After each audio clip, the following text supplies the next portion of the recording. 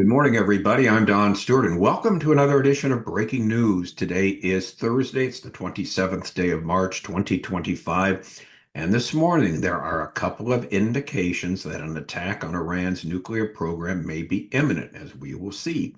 Also, the situation in Gaza, according to a RAND study, shows that it will be impossible for any reconstruction in the near future.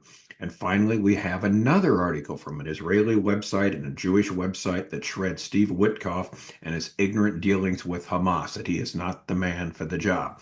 All right, let's look at the headlines. First, from YNET, a U.S. general says Iran could make a nuclear breakthrough in less than a week. All right. And then we have this report from the Defense Post. The Defense Post is a military site. It talks about, military options, things that are going on around the world. It's dedicated to that. Here's what it says. Signs the U.S. are massing B-2 Spirit bombers in Diego Garcia. Diego Garcia is the liftoff point for any attack against Iran. It's, Israel and the U.S. would use that Israel would not have to travel the great distance. The U.S. has its bombers there, and they're moving bombers there right now. So something's going on. Something is definitely going on, and we'll see what that's going to be. Also, the RAND report, Gaza's reconstruction could take decades with $50 billion price tag. This is also from YNET. And the Jewish News Service says the Trump foreign policy team's real problem. And it's not the leak that happened the other day. We haven't even mentioned that with Jeffrey Goldberg, the left-wing anti-Trump, right-wing leaning leftist who was somehow allowed to be part of a special op discussion group with the leaders of the vice president, with the secretary of defense, Tulsi Gabbard, and others that talking about a bombing on Yemen. I'm sure you've all heard the story. That's not the big story, the big worry right now. The big worry is who they've got negotiating. That's Witkoff, as another website shreds him. And so we've done that. We had the Federalists do it yesterday. We had a previous one from the day before. So they really, really said this guy is just not up to the task. So let's look at the headlines. These are huge. Headline number one, U.S. General Iran could make nuclear breakthrough in less than a week. YNET. General Anthony Cotton, head of the U.S. Strategic Command, tells the Senate that Tehran reduced the breakout time period needed to enrich enough uranium for one bomb from 10 to 15 days to presumably less than 1 week. So basically, in less than a week, they can, if they wanted to, if they chose to, said a U.S. military commander warned this on Wednesday, making the most urgent assessment yet of Tehran's potential nuclear capabilities.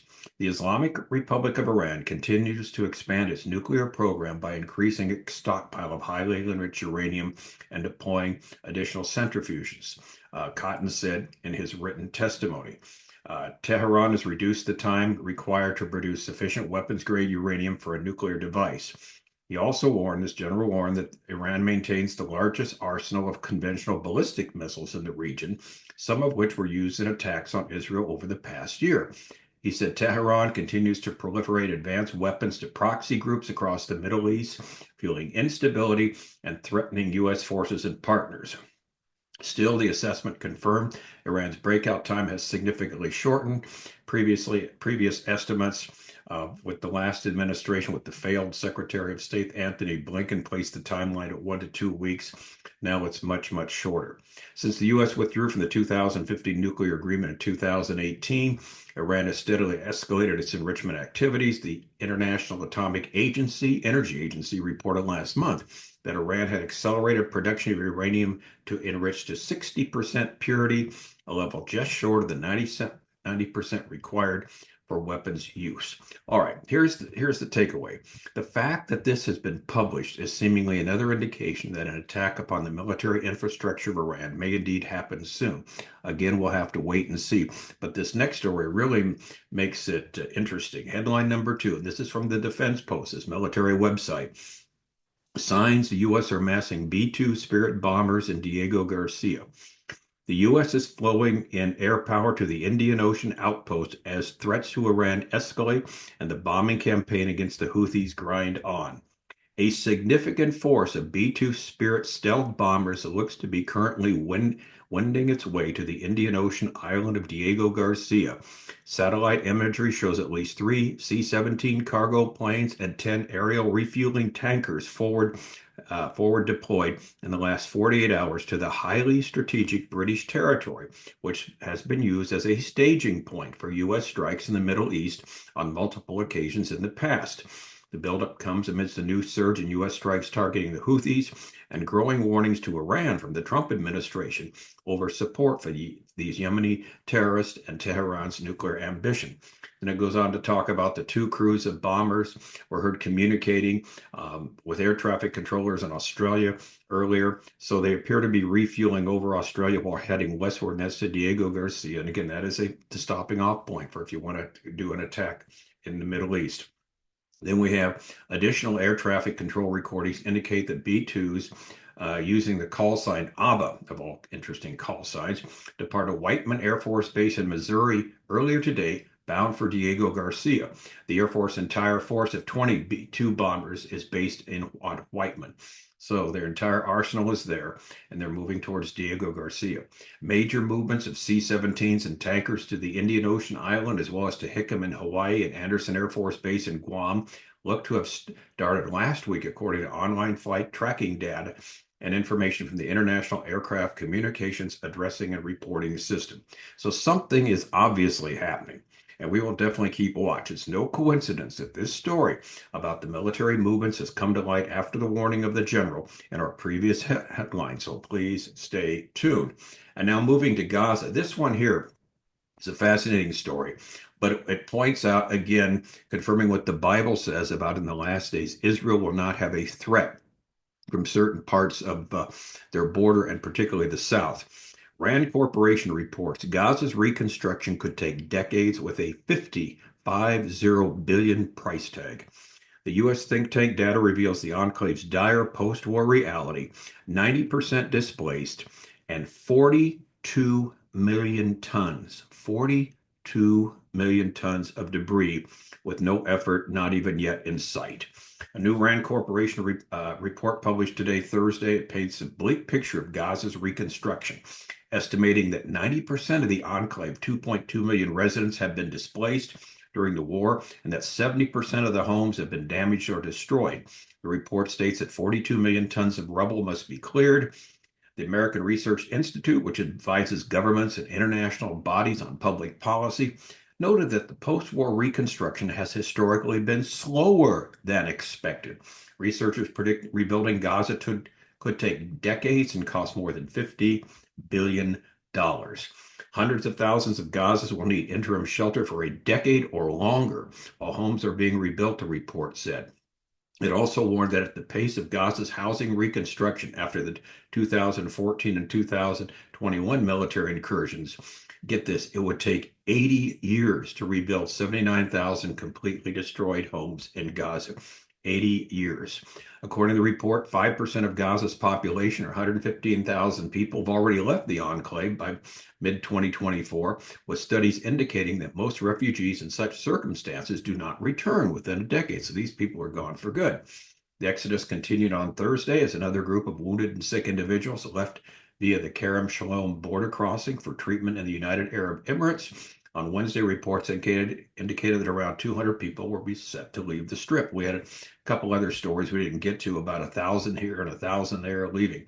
The RAND researchers outlined various reconstruction strategies, including urban planning that integrates refugee camps. They notice that camps are a typical solution to civilian displacement and war. However, temporary displacement camps can often become permanent, providing poor quality of life and environment supportive of radicalization, as interested by camps built in Gaza in 1948. This is really interesting. This is the key. There were camps built in Gaza after the War of Independence in 1948, when sadly, the people were told to leave. The Arabs that were there in Israel, because the five armies that attacked said, "You leave, you'll be coming back to your houses right away, because we're going to destroy the newfound state of Israel." They attacked 1 minute after midnight, after the rebirth of the nation Israel, May 14th, 1948. And these people left, never to come back. They were put in camps, and these camps were horrible. I remember in 1976, my first trip to Israel, we saw some of the results of these camps, and they're that they've been abandoned, but it was just a horrible, horrible, horrible place for people to live, and these people never did return, and they weren't taken care of by their Arab brothers in the rest of the world. It's a sad thing. And so this is where radicalism, again, starts boiling over. Okay, some of the findings align with Egypt's reconstruction plan for Gaza, which the Arab League has endorsed, but is yet to receive backing from the Israel or the U.S. Meanwhile, Lebanese newspaper Al Akbar reported Thursday that the UAE is mediating between the U.S. and Egypt in an effort to persuade Cairo to accept U.S. President Donald Trump's plan for the relocation of Gaza in exchange for financial aid, echoing similar claims from other Arab outlets in recent weeks. In other words, it's send them to Egypt. They need to take them here. According to the report, the plan will include a political agreement meeting Egypt's minimum demands regarding the presence of Hamas in Gaza and ensuring the enclave is not depopulated. Al Akbar further claimed that Egypt fears the forced displacement of Palestinians into its territory due to potential security implications. They're fearing that. Meanwhile, the UAE, the United Arab Emirates, has reportedly proposed resettling all terrorist activities in a third country, excluding Egypt, in coordination with Israel. They're still trying to find a place where to put these 2 million people.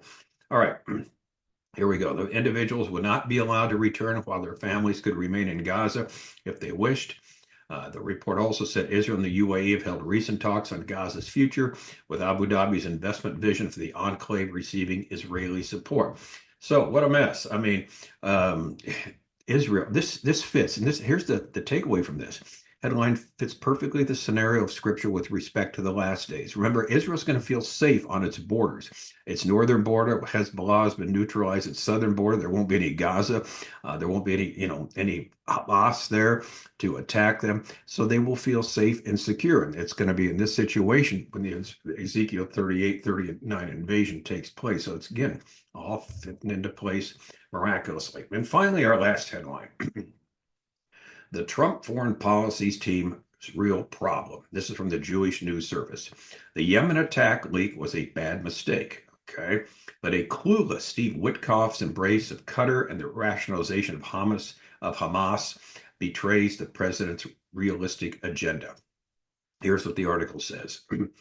The worst administration blunder didn't involve the group chat about Yemen or any other issue that the president's critics are obsessed with. Instead, it was the comments of Steve Witkoff, his special envoy to the Middle East, on the Tucker Carlson Show podcast. The interview made clear that the person Trump has tasked with conducting negotiations about the war in Gaza and the release of the hostages taken October 7th, 2023, is utterly clueless about the malign actors like Qatar and the latter's terrorist proxies. Indeed, the more you listen to the 88-minute conversation, the more obvious it becomes that Witkoff knows nothing about the region. He not only displayed a lack of the moral clarity regarding the conflict demonstrated by his boss, but he also showed he has little idea about the nature of the foreign policy realism the administration has embraced. And it went on to say, the more you listen to him, the more it seemed the man is obviously out of his league. So obviously this needs to be fixed. Israel now has zero trust in the man to help broker a deal that would be necessary for their survival. So we'll see what happens next. All right, so here's what's going on. For the biblical position on what will happen at the time of the end. Again, please see our website, Educating Our World, where we have 12 books on Bible prophecy, including 25 signs we're near the end. Look up a timeline of 50 last days events and the Ezekiel 38-39 invasion, because this is what it's all moving towards.